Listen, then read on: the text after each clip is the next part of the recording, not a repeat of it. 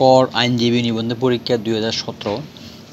আজকে আমি আইটিপি নিবন্ধন পরীক্ষার প্রিভিয়াস কোশ্চেনগুলো নিয়ে আলোচনা করব। এর পরবর্তীতে আজকে আলোচনা করব কর আইনজীবী নিবন্ধন পরীক্ষা 2017 সালের কোশ্চেন নিয়ে। এরপরে 2012, 2007, 1993 যতটুকু সম্ভব আমি প্রিভিয়াস কোশ্চেনগুলোর সমাধান দিব ইনশাল্লাহ। প্রত্যেকটা পরীক্ষা সম্ভবত 100 মার্কের কোশ্চেন আসে, 10 মার্কের 10টা কোশ্চেন, 10 মার্ক করে 10×100। সম্ভবত কোনো প্রশ্নের কোনো অল্টারনেটিভ থাকে না, 5টা থাকলে 5টা অ্যান্সার করতে হবে, 10টা থাকলে 10টা অ্যান্সার করতে হবে, বুঝছেন? কোনো প্রশ্নের অল্টারনেটিভ থাকে না, 10টা থাকলে 10টা অ্যান্সার করতে হবে, অথবা অর বিকল্প ওগুলো কিছু নেই। তো আপনাদেরকে ওভাবে অ্যান্সার করতে হবে, ওভাবে পরীক্ষার জন্য প্রস্তুতি নিতে হবে। চলুন শুরু করি। 2017 সালে আইটিপি নিবন্ধন পরীক্ষায় কী কোশ্চেন আসছিল, সংক্ষিপ্ত উত্তর। 2017-18 এটা আমি কেটে দিয়েছি এই জন্য, কারণ তখনকার আইন কানুন এখনকার আইন কানুন অনেক ডিফারেন্স বা পার্থক্য হয়ে গেছে। এই জন্য আমি ওখানে লিখেছি 2023-24 কর বছরে মহিলা করদাতা কর মুক্ত আয়ের সীমা কত, অ্যান্সার এখানে দেওয়া আছে। গাজীপুর সিটি কর্পোরেশনের একজন করদাতার জন্য 2023-24 কর বছরের ন্যূনতম করের পরিমাণ কত। আপনাদের হয়তো কোশ্চেন করতে, আপনাদের হয়তো মনে প্রশ্ন থাকতে পারে 2017 সালের কোশ্চেনে এখানে আমি খ নম্বরে কেন 2023-24 লিখছি, অর্থাৎ 17 সাল 18 সালের জায়গায় আমি 2023-24 অ্যাড করছি, এই জন্য যাতে আপনাদের কোনো প্রকারের বিভ্রান্তি না হয়, কারণ 17 সালের যে আইন এখনকার আইন অনেক ডিফারেন্স। তো আপনারা এখানে বিভ্রান্ত না হয়ে আমি যেখানে 2023-24 লিখছি ভাববেন ওখানে 17-18 ছিল, ঠিক আছে। এবারে গ নম্বর কোশ্চেন, চলতি কর বছরে কোনো ব্যক্তি করযোগ্য আয় থাকা সত্ত্বেও রিটার্ন দাখিল না করলে আয়কর অধ্যাদেশ 1984 দ্বারাই রিটার্ন তলব করতে হবে। কোন দ্বারাই রিটার্ন তলব করতে হবে? আমি তার অ্যান্সার কিছু লিখে নেওয়ার জন্য, তখন আয়কর অধ্যাদেশ 1984 অ্যাক্টিভ ছিল, বর্তমানে এটা নিষ্ক্রিয় বাতিল করা হয়েছে। আমি আবার বলছি, বর্তমানে আয়কর অধ্যাদেশ 1984 বাতিল করা হয়েছে, নিষ্ক্রিয়। আগে এটা অ্যাক্টিভ ছিল, ঠিক আছে। এই জন্য আমি এই অ্যান্সারটা এখানে লিখি নেই, এটা পরে আরও বিস্তৃত আলোচনা করা হবে। এরপর হচ্ছে ব্যক্তি করদাতাদের জন্য ট্যাক্স দেয় কত তারিখ, এটা হচ্ছে 30 নভেম্বর।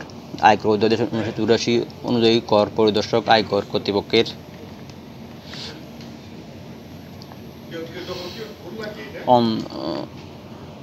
অন্তর্ভুক্ত কিনা, হ্যাঁ অন্তর্ভুক্ত। এরপরে হচ্ছে উপকমিশন বলতে কী বোঝায়, আয়কর আইন অনুযায়ী আয়ের খাত কয়টি, ওগুলো আপনারা পড়ে নেবেন, ঠিক আছে। আর আপনারা যদি আমার কাছে প্রত্যেকটা প্রশ্নের সমাধান নিতে চান তাহলে আমার সাথে যোগাযোগ করবেন। আমার ভিডিও ডেসক্রিপশানে অ্যাড্রেস দেওয়া আছে। একটা সামান্য ফিয়ের বিনিময়ে আমি আপনাদেরকে এগুলো সমাধান দেবো, ঠিক আছে। তাই বিনা পয়সায় কোনো অবস্থা দেওয়া সম্ভব না। আমি এগুলো করতে হয়েছে, সময় দিতে হয়েছে, শ্রম দেওয়া লাগছে, ঠিক আছে। আপনারা এটা একটি বিবেচনায় আনবেন। এরপর হচ্ছে টিকা লিখুন, 2 নম্বর কোশ্চেন।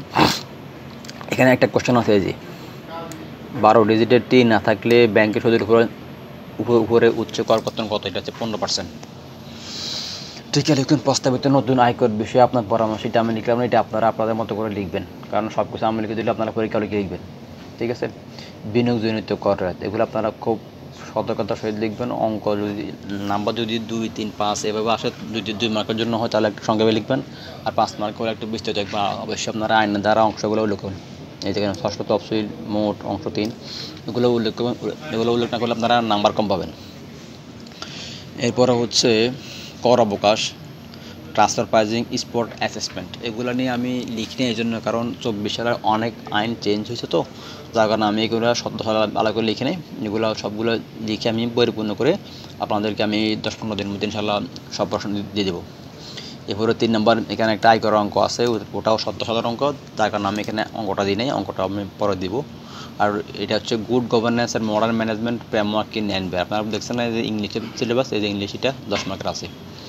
এবার হচ্ছে বাংলা গণমুখী করদাতা বান্ধব কর ব্যবস্থা গঠনের জাতীয় রাজস্ব বোর্ডের আপনার উদ্যোগ বিষয়ে আপনার মূল্যায়ন ও পরামর্শপূর্বক উল্লেখপূর্বক একটি রচনা লিখুন। আমি এখানে লিখছি যত পারছি চেষ্টা করছি আপনাদের জন্য। উচ্চ করের উল্লেখপূর্বক 8টি আয়ের নাম করে, এগুলো সবগুলো 2024 নতুন আইন অনুযায়ী লিখতে হবে। আমি এই জন্য এগুলো লিখে নিয়ে পরে সবগুলো একত্রিত করে আমি আপনাদের জন্য লিখব। আর এই 8, 9, 10 হবে একই সিস্টেম, আমি এই জন্য এগুলো লিখি নিই, এগুলো আমি পরবর্তীতে লিখে আপনারা চাইলে আপনাদেরকে দিব, ঠিক আছে। এরপর হচ্ছে 10 নম্বর, একটি র্যামিল।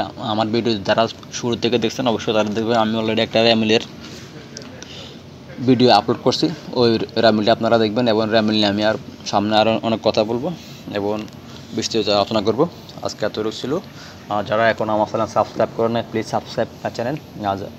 যারা কেউ স্কিপ করবেন না, স্কিপ না করে ভিডিও দেখার অনুরোধ রইল। আর যারা ইতিমধ্যে আমার পিডিএফ ফাইল নিয়েছেন, আপনাদের কোনো অভিযোগ থাকলে আমাকে জানাবেন মেইলের মাধ্যমে।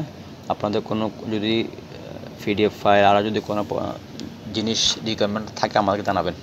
আর যারা নেওয়ার আগ্রহী তারা ভিডিও ডেসক্রিপশনে আমার মেল অ্যাড্রেস দেওয়া আছে, ওটার মাধ্যমে যোগাযোগ করবেন। আজকে এতটুকু ছিল, অন্যদিন আরেকটি ভিডিও নিয়ে কথা হবে। সবাইকে ধন্যবাদ। আসসালামু আলাইকুম।